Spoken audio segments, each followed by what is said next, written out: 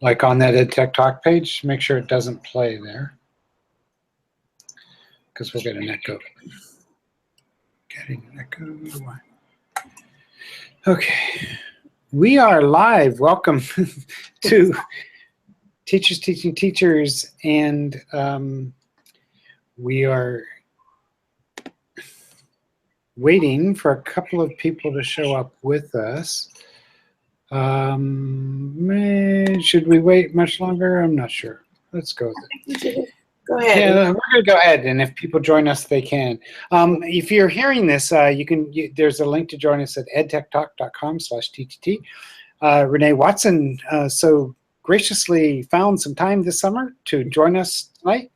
I loved putting in my note that I finally got up this morning, that you're a friend and an acclaimed author. Yes, thank you. It's so exciting. And you're also a National Writing Project writer. Is that right? Yes. Amongst many other things. But you came to our attention, my attention, because of a project that you can describe to us, having to do with Langston Hughes' house. And I don't want to mess it up terribly. I do want to say a couple of other things, though. Even this week in summer school, Renee and I were chatting just briefly before we started here. I'm doing your project that you put in Rethinking Schools. I call it the Black Lives Matter project, but yeah, it's a good name for it. Yeah. Okay. Two of my students wanted to focus on that. Wanted to think about, racist violence, police violence, and so the idea of researching somebody and memorializing or remembering that person through a poem is how I've interpreted your curriculum. Yeah. So just to say, you've been on my mind that way anyhow, so I love seeing it. And you've been on this show before, a wonderful moment, if you don't mind my mentioning it, a wonderful moment. Name of your book again is This Home, Side of Home. This Side of Home, right. Mm-hmm. And you were there with your teacher and students who were reading the book at the time, and a teacher, and you were the author, and Linda Christensen was your teacher. Yeah, my former high school teacher and now mentor and friend. Yeah, that was great. That was one of my favorite memories of all the events that I was doing around the book and the book tour. It was really nice to share that moment with her. Yeah. Yeah, and it went in so many different directions too. So that was wonderful. Yeah, so great. So welcome back. And you and I did some work in Minneapolis too, around the writing project, and I'd love to start thinking about that together again too. I assume, or maybe if you go on to Atlanta, and oops, did you disappear? Uh-oh, I'm here alone now. It's okay. I'll wait for Renee to come back. So what I was about to say, totally alone tonight. No, is that Renee? She's coming back. Okay.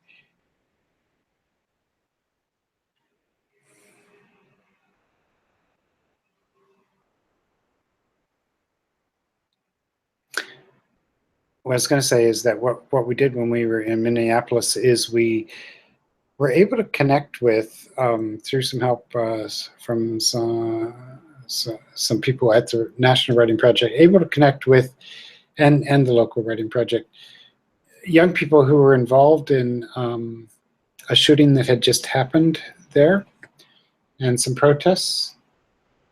And I think the heart of what we were trying to say is that pay attention to youth activism, which we try to do on this show as much as possible. There we go. Hi. They're back. Sorry. No problem. So what I was spitting there, and you can add to it, was what the theme that I want to pick up on from that experience in Minneapolis at the National Writing Project last November is something about youth activism and connecting with youth, and like just listening to what people are doing feels really important, kind of wherever we go. Right. So anyway, welcome. Do you want to introduce yourself a little bit? Talk a little bit, if you don't mind, be bold and tell people who you are a little bit, and about the books you've written and work you've done. Okay. And then you'll get to the center you want to kind of, you're raising money for right now. We'll get there, but go ahead. So I am an artist. I write poetry and children's literature, and within children's lit, I write young adult novels, middle grade novels, and picture books. Mostly about, like, my protagonists tend to be Black girls, and I like to think about putting our stories into books for children, because when I was young, I didn't see a lot of characters who looked like me in books. So one thing I'm really passionate about is telling stories where kids of color, and especially young Black girls, can have books for them and by someone who looks like them. So that's important to me.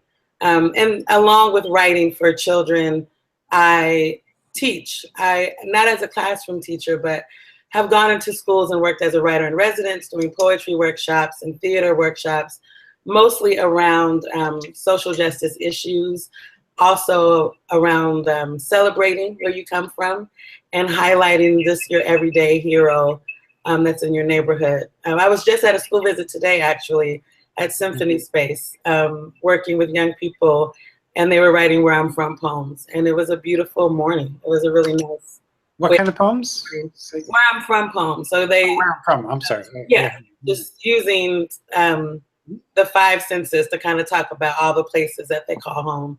So I'm passionate about young people having a voice, and not me thinking that I'm coming to give them a voice, but that they already have one. And I want to provide space for them to be able to share their voices and their stories. So that's been the work that I've been doing through different organizations for the past 20 years, starting in Portland, Oregon, working at Self-Enhancement, Grace Academy there, and then in New York City, mostly working at Community Word Project and Dream Yard, doing work in public schools. So one of the things I've always been impressed with how you approach the work, though, is the notion of safe space, if we could call it that, or like so what you just described is like an artist coming in, but how can you say a little bit about your experience and how important you think it is to create spaces for people to write and talk, and how you do that? Yeah, so I think it's important for everyone, not just young people, but I tend to focus on young people, to have a space to process what they're going through and to tell their own story. So many times, especially if we're talking about marginalized groups, right? People are speaking for them or on their behalf. And so for me, being a guest writer in a classroom or a community center gives me an opportunity to allow young people to tell their own story and to put on record how they feel about what's happening in the world, what they're proud of and what they long for, what they hope for.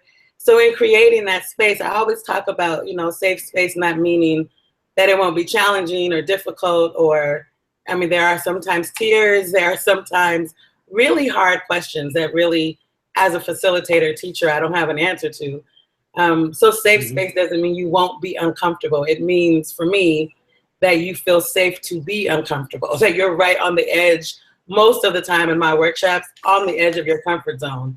I really push young people to go there and to do the hard thing, which is to express how they're feeling. And a lot of times they're not asked how they're feeling. No one's asking them. So it can be uncomfortable to actually have the mic and have a space. So it takes a while sometimes for them to trust me and trust the experience. But I've had some really rich moments with young people who are willing to be vulnerable and, share their stories. Yeah. So This Side of Home is your last published book. You're working on a couple of others, is that right? Yeah, so This Side of Home will come out in paperback, actually. Oh, finally, my God. I know. In February. It's kind of a... That last February, didn't you? Yeah, it came out in February. Oh, I see, okay. 2015. And so it will be out in paperback on the same day that my new novel will be released. So it's kind of a 2-book birthday thing. So the new book is called Piecing Me Together, which also takes place in Portland, Oregon. Portland has kind of, I'm exploring characters who live in Portland, which is where I'm from. And so I'm really excited. Brian Collier did the cover for the book. And I worked with Sarah Shumway is my editor at Bloomsbury. And we had a really good time working on this book. So I'm excited to share it. It'll be out on Valentine's Day, which is my niece's birthday. You're living the dream of a lot of people. I mean, you know, being able to write and publish, and it's amazing. I am very grateful for this life. I'm so thankful that I get to do what I love to do. And I know that that's can be cliche to say, but it really is the truth. And especially now in this time that we're living in, where there is actually debate about Black Lives Mattering, and if we can even say that, it feels very precious to be creating right now, living in Harlem, to the backdrop of all this change, and to be writing stories about Black youth is very important and meaningful, especially right now. I think about the fact that it used to be illegal to teach us how to read, you know, like that wasn't something that slaves could do. So the fact that I write books and that I write them for young people is something that I hold very dear. And that I'm creating, you know, I'm blocks away from, speaking of, you know, the project I'm working on now, I live very close to the brownstone where Langston Hughes lived and wrote and created. So I'm constantly around and reminded of my ancestors and, you know, the legacy that I'm a part of as an African-American writer. So it does feel very much like I'm living, I won't say the dream, but my dream. What I wanted to do. So yeah, that feels good. So tell us more about the project. So some background information, you know, it's no secret if anyone has followed my work, you know, This Side of Home is about a gentrifying neighborhood. So I've been exploring this topic for a while in my writing, and then all these conversations I've been having because of the book, traveling all over the nation, really, talking to young people about what they're seeing and what they're feeling. So it's really been on my mind in a way that, let's say, maybe even like 5 years ago, it wasn't. And so sorry if I could, I just want to put a point on that. You just said you're all over the country and you're finding gentrifying or housing patterns to be an important issue for people no matter where you're going? No matter where I'm going. And it's interesting because when I wrote the book, in the beginning, we meaning my editorial team, I think there was some nervousness about is this book going to be relevant to anyone outside of Northeast Portland? Because it was so much about Portland and what's happened there. But, you know, sometimes when you get into the details of one thing, one type of person, that's when you really get to the heart of the universal story. So it's been interesting that in focusing so much on Portland, going to Austin, Texas, going to DC, Atlanta, you know, Brooklyn, Harlem, Seattle, I'm just finding that a lot of people are having shared stories and similar experiences of feeling pushed out, or at least if they're still there, feeling the tension of something new is coming and it might not be for the people who live there already. And that's a really frustrating, you know, it's frustrating. And it's layered, and it's not, for me anyway, it's not, there's no easy answer. It's very complicated. So those conversations have put, my heart is a little more tender to when I notice things. So I moved to New York, now it's been about 11 years, and walked past Langston's brownstone on a weekly basis. Where is the brownstone? Is it on? It's in Harlem. It's on 127th. 27th. Okay. Yeah. Uh-huh.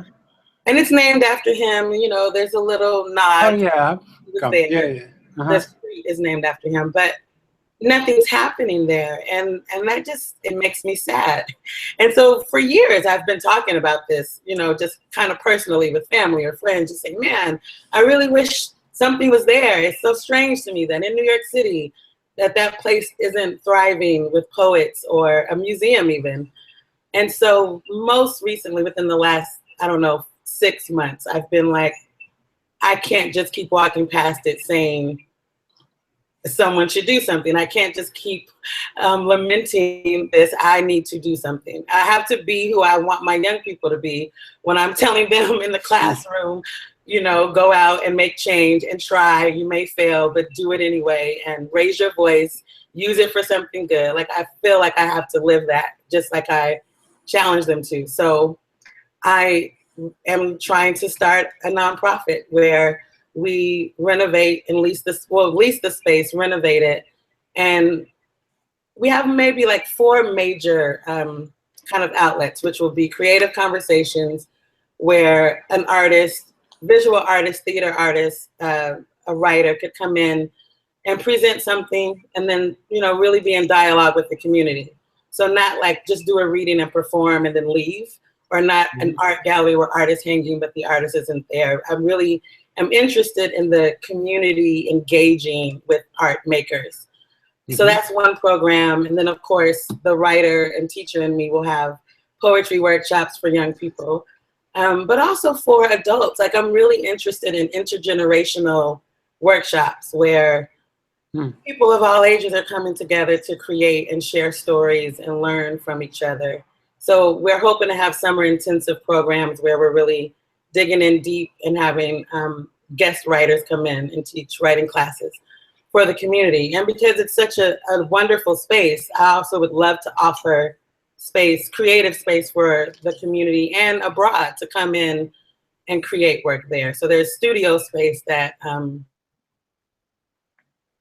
no. Well, Renée will be back. We're also hoping that Ladi'Sasha is going to be joining us, and a teacher, Tokumbo from Brooklyn, will be joining us in about 10 minutes, we hope, as we go here. This Side of Home, if you haven't read it, please do. It's a really wonderful young adult novel that reads well for anybody, actually. And brings up a lot of the issues that Renée was just talking about here. Let me see. I'm going to send her the invitation again, just in case that helps. Let's do that also. Dip, dip, dip, dip. Sorry to bore you so here. I love having these evenings when we can just talk kind of with each other. Yeah, there we go. I'm back. I was you know, trying to keep it going here. Thank you. But what I was actually saying is, though, I love having this quiet, like sometimes there are 12 or 10 faces down at the bottom of the screen, and it's hard to get your word in edgewise. Anyway, so it's really nice to give you a chance to explain.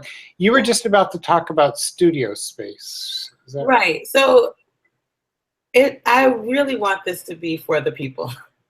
I would love for artists from all over the world even, but thinking about, okay, I'm in New York. New York is expensive to stay if you're a visiting artist, a guest professor, you're on a book tour, or, you know, you got this gig and now you have to figure out how to be in New York for 5 days. So I would love for part of the space to be used for visiting artists who are in town, who need lodging and need a place to be while they are creating, and ask of them, while you're here, can you do something for the community, you know?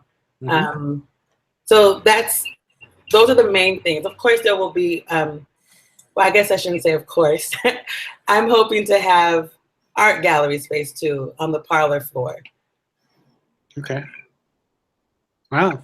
So yeah, that's the goal. And the beautiful thing is that I was able to get in contact with the owner. Cold call, like the brownstone is not for sale. I just know that it's empty and no one was living there. So I, through a lot of digging and searching, was able to contact the owner and just share my dream with her. And she was very enthusiastic about it and was very much wanting the same thing and feeling like, you know, people find her a lot and make offers and want it to be condos or a coffee shop or whatever. You know, Harlem is also going through gentrification and it's changing. So everyone has ideas about what to do with space. And she's which was funny to say with the siren in the background, but go ahead. I live by a hospital, so it's really just an ambulance. I'm just teasing you. Yeah. So but, can you say who the owner is or just describe her? I would rather keep her name private. That's fine. Yeah. I think so many people have reached out to her, and I want to protect her. But is she like is she a real estate developer, or is she no the space or no, she bought the home years ago and and doesn't live in it, and is not actually in the city. So she was very enthusiastic about the vision and has, I mean, other offers and everybody coming to her. So she's really giving me some good faith and saying, if you can get this together by the end of the month, August 31st, you know, then yes, let's sign a lease and let's. That's a challenge. I know, that's the challenge. And so that's what I'm working on. I am fundraising right now and talking to artists and community members and, you know, just people in general who may not consider themselves an artist, but understand the importance of preserving legacy and the importance of a place like that. This is where he lived and created a lot of his poems. And when I went and saw, I got to walk through, you know, we did the whole inspection and all of that of the brownstone. His typewriter is still there. You're kidding. I'm not kidding. And so to see that and to just be in the space, it definitely, it was sobering in a way that very much feels that this is beyond me. Like I feel like I'm facilitating all of this and organizing it, but once it's all said and done, I really hope that there's ownership from the community of this space and that it goes on to, you know, continue to put out stories, poems, art about people of color and people from marginalized communities. And you're certainly the center, as you've just described it, of this, but other writers and artists have contributed their books. And absolutely. You want to talk about how that's grown? Doing this without the community at large. So I have a very small team that's working with me behind the scenes. And I would love, you know, Jennifer Baker, she is a part of We Need Diverse Books and is so generous with her time. And Kendall Walker, who's helping me also, they are really spearheading this with me. And then artists from all over have been donating books and author visits, artwork from illustrators who are donating those things so that when people donate money, they can choose their perk. So at different levels of giving, there are different gifts that you get. And I mean, there's some good stuff. Like it's funny, we were talking today online, going back and forth with Kate Mesner, who's a fellow author of mine at Bloomsbury. And she was saying she's trying not to be selfish and bid on some of the things because there's some amazing artwork. And from Vanessa Newton, there's author visits from Jacqueline Woodson, Jason Reynolds, you know, so really top writers who don't have to donate anything to me or to this cause, but have definitely stepped up and given their books and their time, and I really appreciate that. And as people are listening, you know, people come and go when they listen to these things. Let's mention it's I2 Arts Collective, yes. Collective, and if they just Google that, they'll find it, yeah? Right, if they go to my website, there's a page. So my website is my name, reneewatson.net, and there's a I2 Collective page. Yeah. Cool. So yeah, some of the other, you know, once you start naming people, then you feel bad that you didn't say other people. So yeah, well, check your list. I want to acknowledge just I call them like they're my sister friends, my sister girls, who have my back always and have really kind of girded me. So, you know, this is a big undertaking, and I'm writing my own books and, you know, have a life and family and things to take care of. And so Bimmy and Tracy Baptiste and Eby's the boy, they have been rocks in this, like just encouraging me, like, no, Renee, you can do this. You got to at least try. Let's do it. We got you. And so the beauty of community has really been shown. I feel like it takes you stepping out on faith, saying, I'm going to try it and see if I can do this. And then people surrounded me and said, we're not going to let you do it by yourself. We're going to come alongside you and hold you up. And so that's been beautiful to experience and have done for me and to me.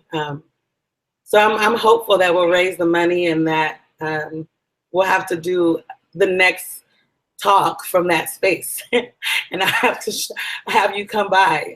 That'd be cool. Absolutely, I want to. But so I mentioned when you were off at one of the points that we are waiting for a teacher from Brooklyn who could be showing up any moment now. Yeah. But the what was I going to say? Oh, I was going to ask you to say a little more clearly about, you mentioned sisters, but I was already noticing you saying a lot of women's names in this community. There were a few men you mentioned too who had contributed art in time. But to what degree is it a women's sort of effort here? Or does that matter? I don't know. Yeah. I think it's interesting because I think most movements start with women. Okay. You know, I think if you look at history, you look at the Civil Rights Movement, even the Black Lives Matter movement, yeah. You know, it's women at the forefront, and then somehow we get in the background of it sometimes, but it's been us from, I don't know, I don't want to say always, but I think that we have definitely birthed many movements in this nation. And so it doesn't surprise me that women have stepped up in that way. I mean, I do have some very committed, dedicated male artists who've come alongside me as well and are talking with me and helping out and all of that too. But yeah, the nucleus, the first group were a small group of African-American women who said, we believe in you and we're going to do this and we're going to figure out a way to make it happen. So what's it like? I mean, being a writer, being a teacher, that's kind of familiar to me. Right? But being an entrepreneur or a whatever, what's that like for you? Is that new or is it? It's not new. I actually, when I lived in Oregon, I had a very small grassroots nonprofit. Okay. That is actually what brought me back to school. So I had an organization called Where I'm From Productions. We put on plays and poetry readings and workshops for, you know, schools and things like that. And it was during that time, right before we were starting to kind of make a name for ourselves, I would have these workshops and sometimes students were writing very deep personal things. Sometimes they would cry or they would reveal something pretty traumatic that had happened to them. And then the bell would ring and they would have to go to math. And I just felt responsible. Like, I need to know, I need more training about what's appropriate for a classroom workshop, what's more for after school, what's for a retreat. You know, like, I just wanted to make sure I wasn't triggering students and re-traumatizing them. So I dissolved the organization, and that's what brought me back to New York for school. And I went to the New School for Creative Arts Therapy and started, you know, my background is in child psychology and therapy and all of that. I didn't really go to school for writing. I took writing courses and writing for children courses, but I really was studying how to help young people who've been through traumatic experiences. So all of that to say, when I came to New York, you know, there's so many nonprofits here who do amazing, powerful work. So I was like, I don't need to reinvent the wheel. I don't need to start up my organization again. I'll just work for the places that are already amazing.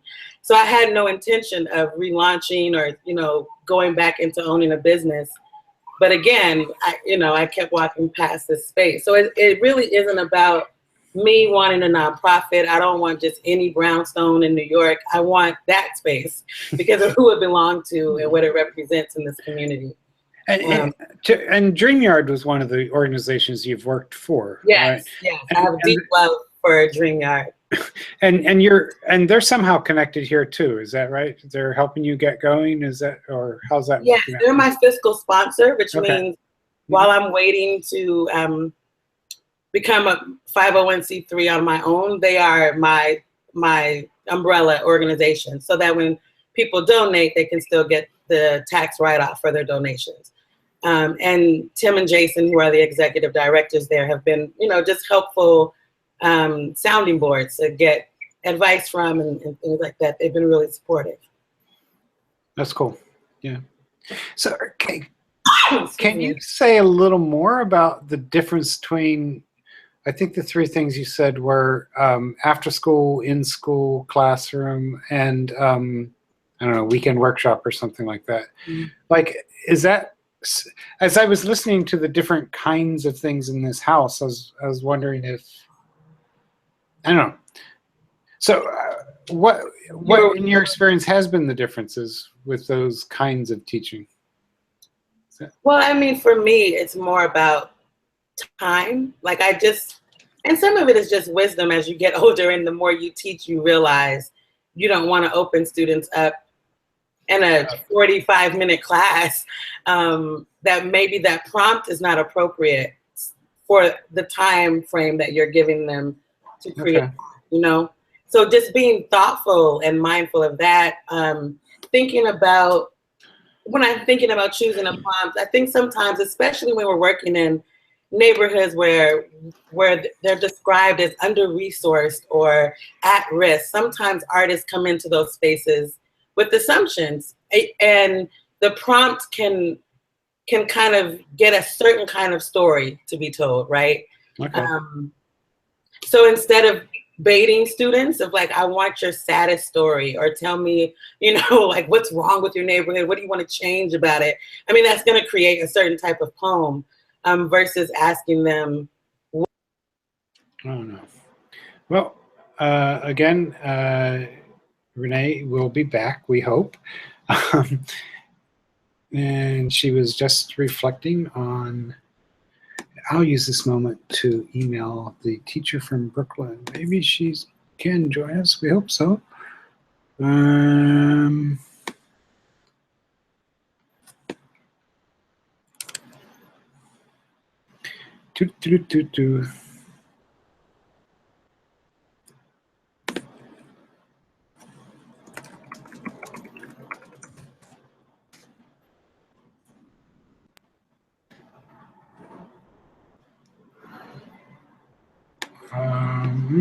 Looks like she's having even more difficulty this time. Although, Renee, if you can hear me, keep working. Don't give up. Really appreciate your effort to do this. Maybe I'll get up on the video I think what we have to do is go here and then go to Renee Watson.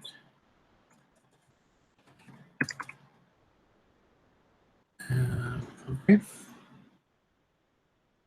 And we go to Renee Watson, and then we go to the site that she's, the fundraising site that she's doing, which I think is Generosity, if I have that right. I2 Collective. So it's reneewatson.net/I2, I-T-O-O. And Renee is making her way back in here. Welcome back. Hello. Okay. Let me just check something as screen. There we go. There it is. I'm not exactly sure where you were. Oh, it was about how much time and how to open people up. And maybe I can suggest that one of the things I was thinking is that I know you've used home as a way, as a focus, a theme, a prompt, which allows for both, odd feelings or negative feelings, I guess, or at times, but also very positive feelings as well. Is that true? Are you still there? Did I lose you again? Oh, no. Okay.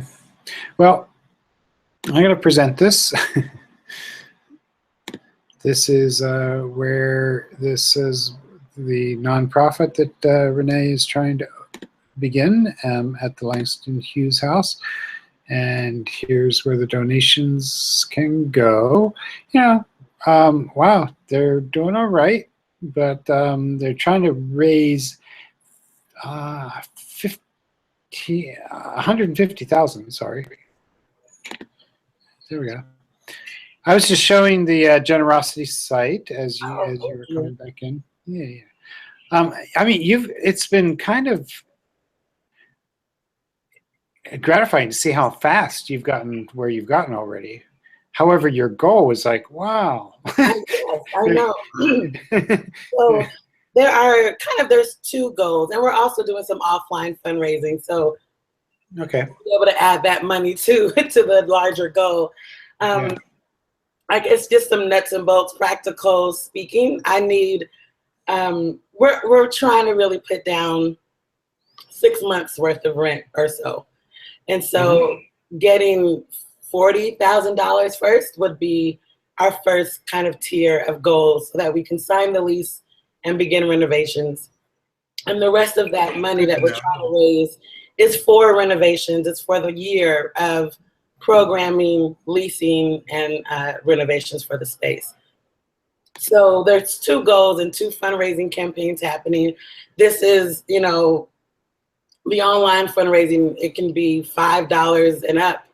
And we also have offline fundraising where I'm going after our founding funders, which are for folks who feel like they could give substantially more, like $5,000 or more. And, they're really helping us start and launch in a big way. So we're doing many types of fundraising. And of course, we'll do grant writing and all of that as well. Very cool. So find it. It's on Generosity, correct? Yes, it is. I'm sure people can find that without and a problem. everything, like we said, you can write it off on your taxes because of DreamYard. I think that's what we were talking about. Yeah, maybe. No, we were talking about the difference between the different types of classes. And yeah, coming in and making sure young people just have the space to tell the stories they want to tell. I think for what I learned by going through the creative arts therapy program at the New School was it's more important about providing space for people to tell their own story than to try to pull out a story that you think they should be telling. And that could sound so simple and so obvious, but time and time again, in my own early years of teaching, and then when I go to observe teaching artists, I notice that there sometimes is a desire to get a type of story and to push kids a certain way.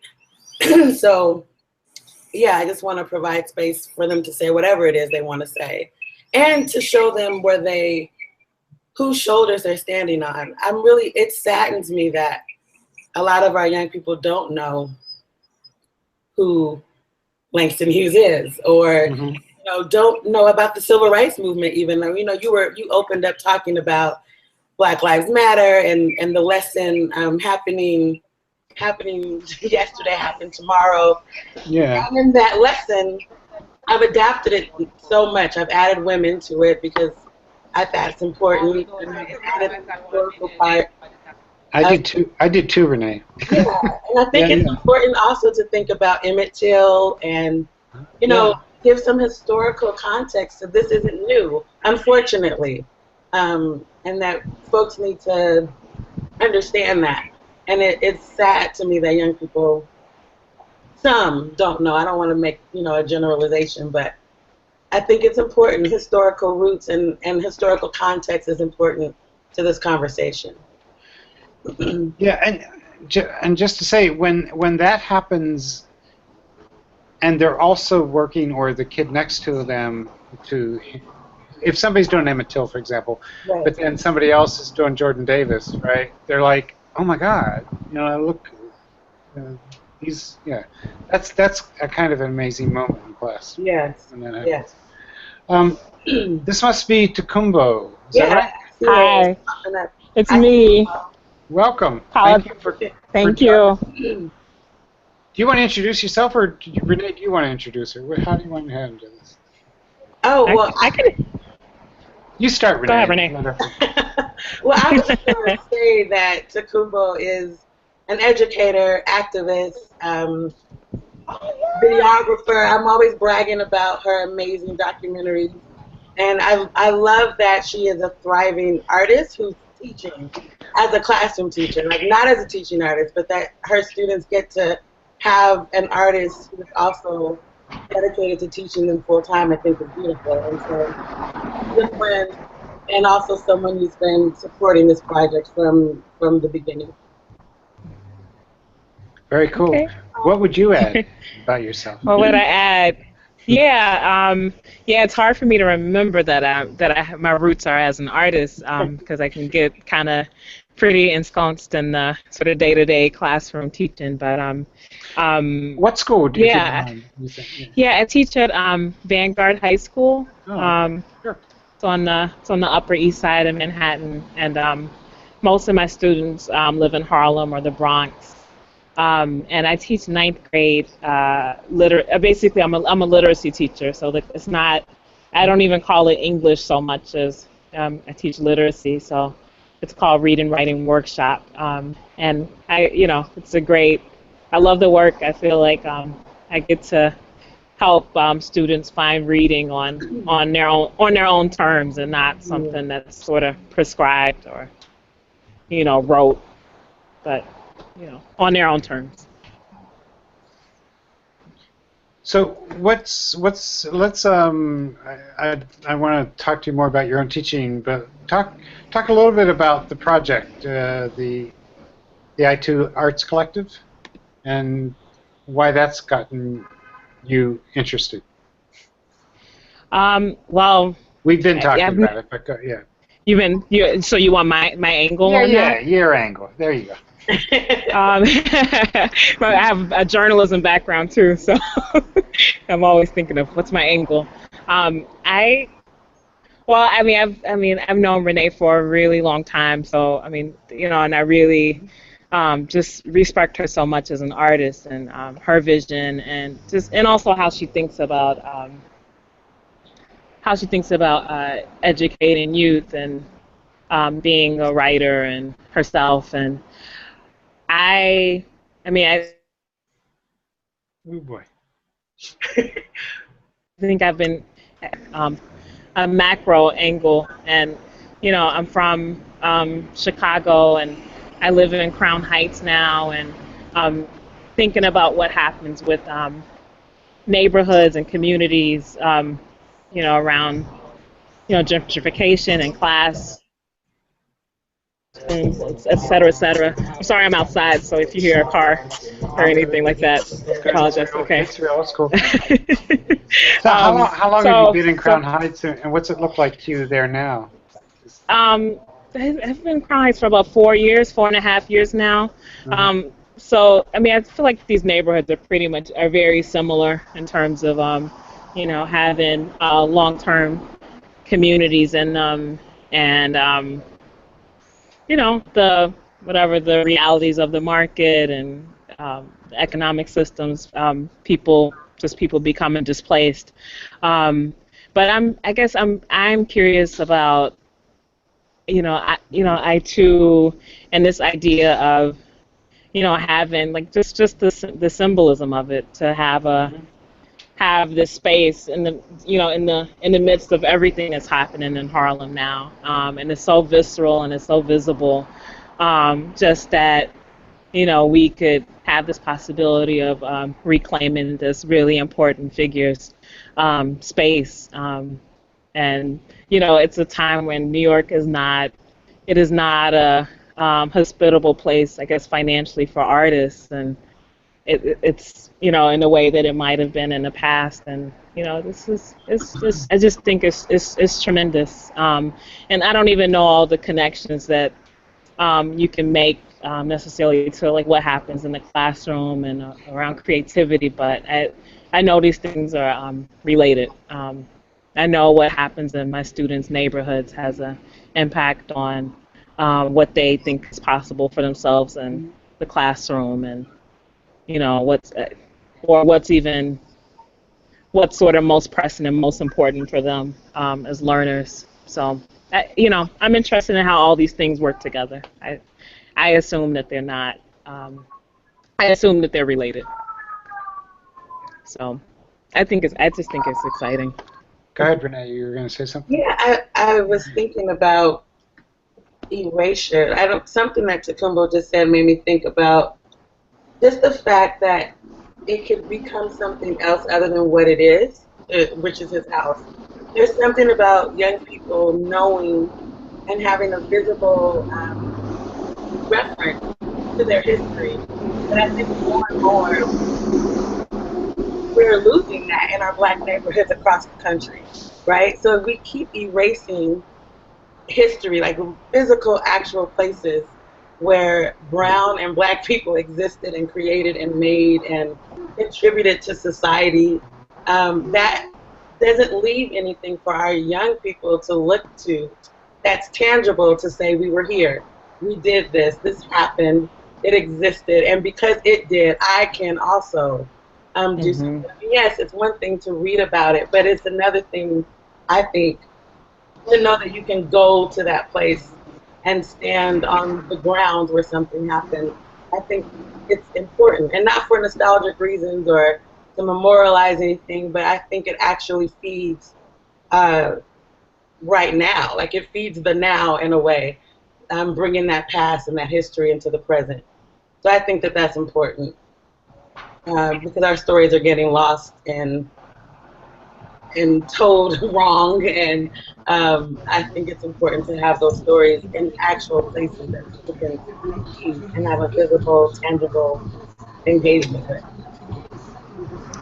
Can I throw something in there that I think is related? One of my most favorite parts about my job right now is that I teach an age group that can connect to Renee's written work, and I've had a few instances of just being able to talk to a student a reluctant reader, I shall say, and just say, this is my homegirl. Where she, really? Oh, no.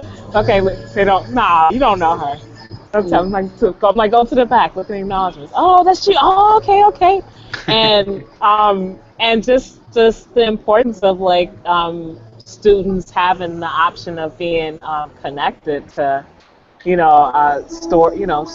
not just stories that are about people who resemble them, but also like this idea of having the possibility of having that space and having access to artists who look like them and who are creating right now. Like it's always important to creativity and that getting to be creative and imagination are just, we need that in a big way now, and I think they need to know that they are Black and brown artists out here who are doing that work right now, and it doesn't have to be something that's removed from, it doesn't have to be a remote thing. I mean, it can be very close into their lived realities. Some may call the space you're creating a third space, right? Because it's not home, it's not the library, even it's not school. But as a teacher of 31 years, I don't want to give up on school, right? Nobody here is saying that, I know. But I just want to ask though, like, so how do you think third spaces like this can impact on kids in schools, so that they're not so separate.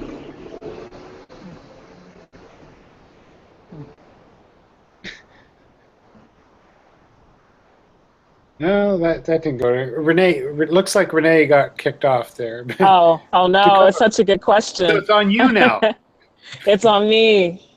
But so just think. I mean, your kids at Vanguard. How would having a space like this impact their school life? Is that a weird question? No, I don't think it's a weird. Yeah, I don't think it's a weird question at all. I mean, I think best case scenario. Well, let me rewind. That's good, Lucy. I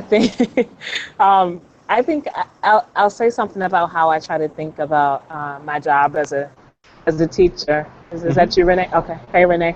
She'll be back. Yeah, I think as a teacher, I really try to think about not this idea of like what am I going to teach the students as much as like I'm trying to think. I can't think of the fancier terms for this because I wasn't trained as a classroom teacher. I mean, but it's more like how can I empower them in the classroom? That's a pretty fancy term. That's a fancy term. You know, it's like because I think there's so many aspects of traditional education practices that are not that are pretty disempowering to our young people. And it's not necessarily like I'm just trying to be liberal and say, oh, they need to take over the classroom. It's not that exactly, because I do have things to offer them. But I think in terms of the third space, my hope would be that I've already engendered something in them in terms of being critical thinkers or feeling a different sense of themselves in the world. And I would hope that having a space like I too would, that those things could go hand in hand, that they can not have like a passive or dreaded relationship with like learning. Yeah, that's nice. Yeah. Because I just, school doesn't. Yeah, I still believe in school too, and I think it'd be great if kids are. So, yeah. Yeah, that's where they are. I just, we just don't even have a sense of what we can do, and in the school structure. A lot of times as teachers, and I've taught at 2 charter schools, and some of it is things that we can't control, but there are a lot of things that we can try and do. So Renée seems to be having more difficulty. She has dropped out a couple of other times, with more difficulty coming back. Are you there, Renée? Can you hear us? Your mic is muted if you're trying to unmute. Well, evidently not. Just has a picture. Yeah. Oh, somebody unmuted. Okay. She's trying. You can tell. Very cool. We're about to wrap up anyhow. So, but maybe we'll wait for her to come back in. So, what are you doing on the sort of? Oh, there she is. Yeah, there you are. So we just have a few minutes left anyhow. We solved all the problems of the out of school, in school connections and everything. It's all solved. Oh, great! Thank you. Yeah, no problem. But so I guess what I was wanting to ask is the work you have ahead of you for the next 4 weeks is not easy. No. So how do you keep up the courage? Like, okay, I'll ask one more time. and what are yeah. And I was about to ask Tokumbo did she disappear too? I think so. Oh well, like what her role is and all that, but whatever. What are your thoughts here at the end? Where do I get the courage from? I don't know. I just feel called to do this work, and I have always, in my my personal life, from my mother to teachers, there's everyday folks at my church. We are a make a way out of no way type of people. Okay. We will figure out a way to make a dream happen. I mean, that is also the legacy of Langston and so many other Black artists that didn't have the financial resources or the legal right to do some of the things that they wanted to do, and they figured it out. And so that is the courage. I think it's just innate in me to fight and to go after what I want and to try and to see what happens. And so, yeah, I don't have another answer except to say that I'm standing on the shoulders of so many other people, and I feel that strength. I really do feel the community rallying around me, and so that makes me get up and do this because I feel like people are dependent on it and wanting it. So I got to try to make it happen. Very cool. Tokumbo, do you have any last thoughts here this evening? Thank you for coming in like you did. Yeah, I appreciate it, and I might get cut off because my phone's dying a little bit here. But they gotta fix that battery problem, man. I know, right? No, go ahead. Yeah, I guess my last thought is it's been, well, one, it's kind of I like supporting other artists. I get something out of that. I think I'm an artist who is, I am a work in progress. I am still trying to figure out how to do it the way I want to do it and fit into my life. And I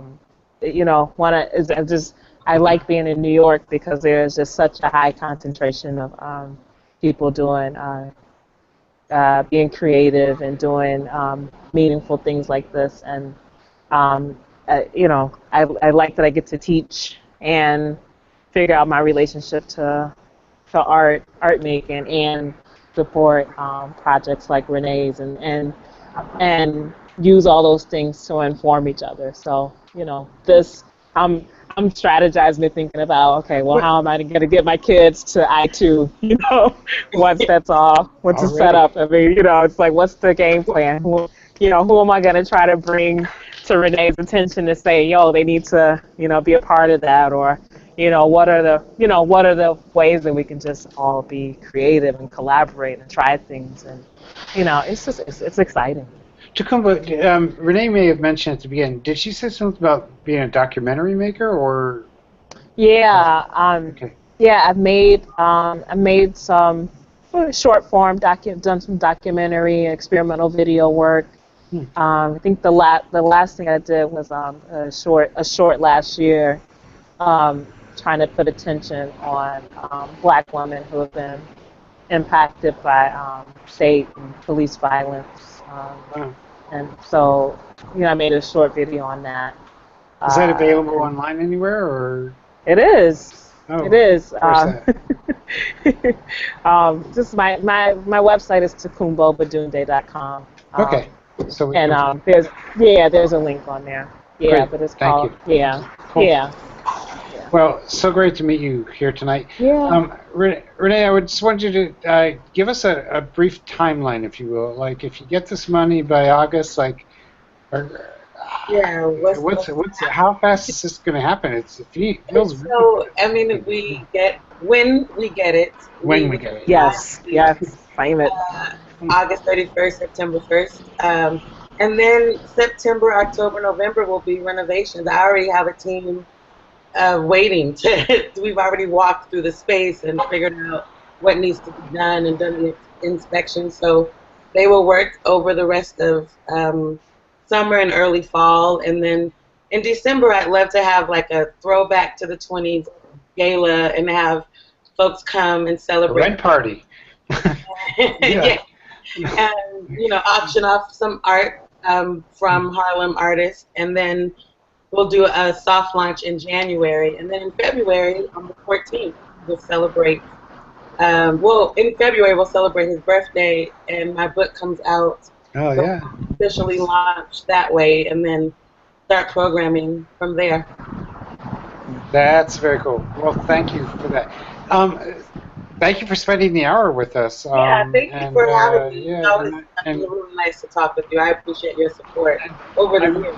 I love the reminder that all movements start with women. That's a great reminder, and this is a great one. Yep. Thank you. Thank you so much. All right, we're here every Wednesday evening at edtechtalk.com/TTT.